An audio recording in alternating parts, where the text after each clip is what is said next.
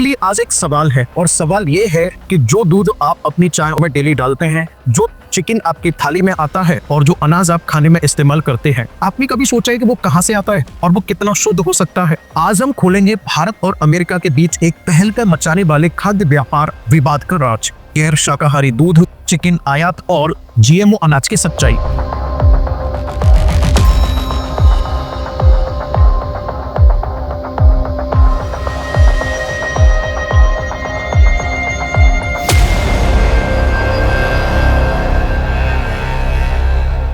ये सिर्फ व्यापार की बात नहीं है, बल्कि हमारी संस्कृति, किसान और स्वास्थ्य की लड़ाई है। आंकड़े बताते हैं कि भारत का डेयरी बाजार 16.8 बिलियन का है और अगर यह विवाद गलत दिशा में चला गया तो लगभग 8 करोड़ किसानों की आजीविका खतरे में पड़ सकती है। तो ये सब क्या है और ये आपकी थाली को कैसे बदल सकता है? चलिए पूरी कहानी को एक डेटा और तथ्यों के साथ समझने की कोशिश करते हैं। तो सबसे पहले समझते हैं कि जो ये गैर शाकाहारी दूध है, इसका मतलब है क्या? सुनने में अजीब लगता है लेकिन ये सच है। अमेरिका में 30% से ज्यादा डेयरी फार्म्स गायों को मीट खिलाते हैं या फिर ऐसे फीड तक उनको देते हैं जो हॉर्स ब्लड और पोल्ट्री लिटर से तैयार किया जाता है। USDA यानी कि यूएसए डिपार्टमेंट ऑफ एग्रीकल्चर 2023 की एक रिपोर्ट के अनुसार ऐसा फीड जो मीट प्रोडक्ट से तैयार किया जाता है वो एक सस्ता प्रोटीन होता है और ये दूध उत्पादन को 15 से 20% तक बढ़ा सकता है। लेकिन भारत में जहां 80% से ज्यादा लोग दूध को धार्मिक और सांस्कृतिक रूप से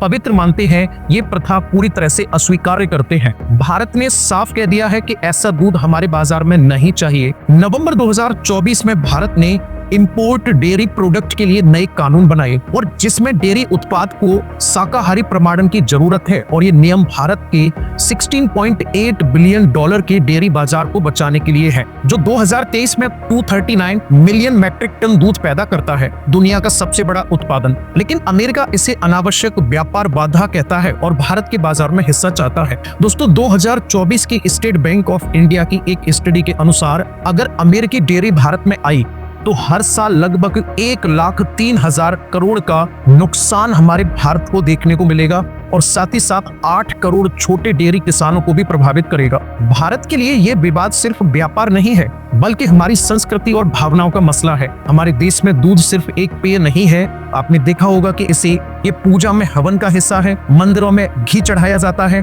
और हर घर की रसोई में दही, पनीर और मिठाइयों का आधार है। FSSAI यानी food safety and standard authority of India की 2022 की रिपोर्ट के अनुसार भारत में 70% से ज्यादा लोग दूध को रोजमर्रा के आहार का हिस्सा मानते हैं। अगर गाय को मांस, रक्त या पोल्ट्री लिटर खिलाया जाए तो ये न सिर्फ धार्मिक भावनाओं को ठेस पहुंचाता है, बल्कि हमारी परंपराओं का अपमान भी है। लोग इसे लेकर गुस्से में हैं। उदाहरण, अमेरिका का दूध भारत में नहीं चले। आर्थिक रूप से भारत का डेयरी उद्योग 8 करोड़ से ज्यादा छोटे किसानों को रोजगार देता है। नेशनल डेयरी डेवलपमेंट बोर्ड 2023 के अनुसार भारत में 50% से ज्यादा डेयरी उत्पादन छोटे और सीमांत किसानों से आता है। अगर सस्ता अमेरिकी दूध बाजार में आया तो ये किसान बर्बाद हो सकते हैं। अब आप सोच रहे होंगे कि क्या ये सिर्फ दूध की बात है? नहीं दोस्तों, भारत और अमेरिका के बीच खाद्य व्यापार में और भी बड़े विवाद हैं। आइए 2 उदाहरण से देखते हैं। पहला है चिकन और दूसरा है GMO फसल। सबसे पहले बात करते हैं चिकन व्यापार विवाद की। भारत और अमेरिका के बीच चिकन आयात को लेकर लंबे समय से तनाव है। अमेरिका चाहता है कि भारत अपने बाजार को अमेरिकी चिकन, खास करके चिकन लेग पीस के लिए खोले। USDA 2023 के अनुसार अमेरिका हर साल 4 बिलियन पाउंड चिकन निर्यात करता है और भारत का $2 बिलियन का पोल्ट्री बाजार उनके लिए एक बड़ा अवसर है। लेकिन भारत ने 100% तक आयात शुल्क और सख्त खाद्य सुरक्षा नियम लागू किए हैं। क्यों? क्योंकि भारत का पोल्ट्री उद्योग 3 करोड़ से ज्यादा किसानों और छोटे व्यवसायों को रोजगार देता है और ये बात हमें पता चलती है ICAR की 2023 की रिपोर्ट से। साथ ही अमेरिकी चिकन में हार्मोन्स और एंटीबायोटिक्स का इस्तेमाल होता है, जो स्वास्थ्य के लिए एक चिंता का विषय है। WHO 2017 की एक स्टडी में पाया गया कि एंटीबायोटिक्स के अत्यधिक उपयोग से एंटी माइक्रोबियल रेजिस्टेंस का खतरा 30% तक बढ़ सकता है। तो भारत ने 2010 से 2020 तक WTO में इस मुद्दे पर अपनी रक्षा की, लेकिन अमेरिका इसे संरक्षणवादी नीति कहता है। दूसरा उदाहरण है जीएमओ फसलों का, यानी कि जेनेटिकल मॉडिफाइड फसलों का, जैसे मक्का और सोयाबीन। अमेरिका दुनिया का सबसे बड़ा जीएमओ उत्पादक है, जो 2023 में 92% मक्का और 94% सोयाबीन जीएमओ किस्मों से उगाता है। अमेरिका चाहता है कि भारत इनके आयात को मंजूरी दे, लेकिन भारत ने जीएमओ फसलों का सख्त प्रतिबंध लगाए हैं, क्योंकि 85% भारतीय उपभोक्ता प्राकृतिक और जैविक खाने को तरजीह देते हैं। FSSAI सर्वे 2022 स्टडी दिखाती है कि जीएमओ फसलों के साथ कीटनाशकों का उपयोग कम होने की बजाय 20% तक बढ़ सकता है, जो भूजल और मिट्टी को दूषित करता है। भारत में लोग शाकाहारी और जैविक खाद्य संस्कृति को महत्व देते हैं और जीएमओ को इसका उल्लंघन मानते हैं। ये दोनों उदाहरण दिखाते हैं कि भारत अपनी खाद्य शुद्धता और किसानों को प्राथमिकता देता है, लेकिन अमेरिका का दबाव बढ़ रहा है और ये हमारी थाली को बदल सकता है। दोस्तों, ये सिर्फ भारत और अमेरिका की लड़ाई नहीं है, पूरी दुनिया में खाद्य व्यापार बदल रहा है। 2023 में अमेरिका में पौधे आधारित दूध जैसे बादाम, ओट और सोया का बाजार $2.9 बिलियन तक पहुंच गया। भारत में भी वीगन और जैविक प्रोडक्ट की मांग 25% सालाना बढ़ रही है। लोग पर्यावरण, स्वास्थ्य और पशु कल्याण की वजह से डेयरी और मांस प्रोडक्ट को छोड़ रहे हैं, लेकिन दूसरी तरफ औद्योगिक खेती बढ़ रही है, जहां लागत कम करने के लिए रसायन, हार्मोन्स और जीएमओ फसलों का इस्तेमाल होता है।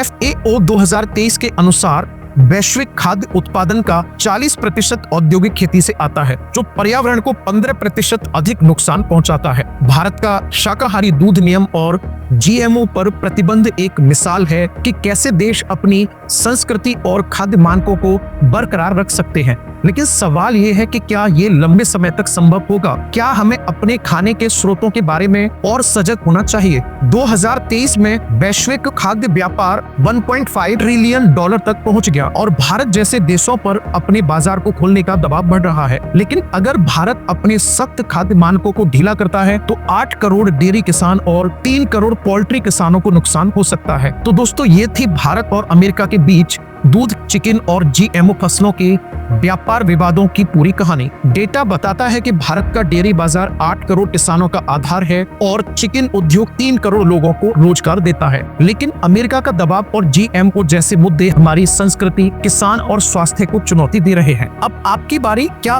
भारत को अमेरिकी दूध और चिकन या जीएमओ पदार्थों को अपने बाजार में आना देना चाहिए? क्या आप ऐसे खाने को खाएंगे जो आपकी मान्यताओं या स्वास्थ्य मानकों के खिलाफ हो?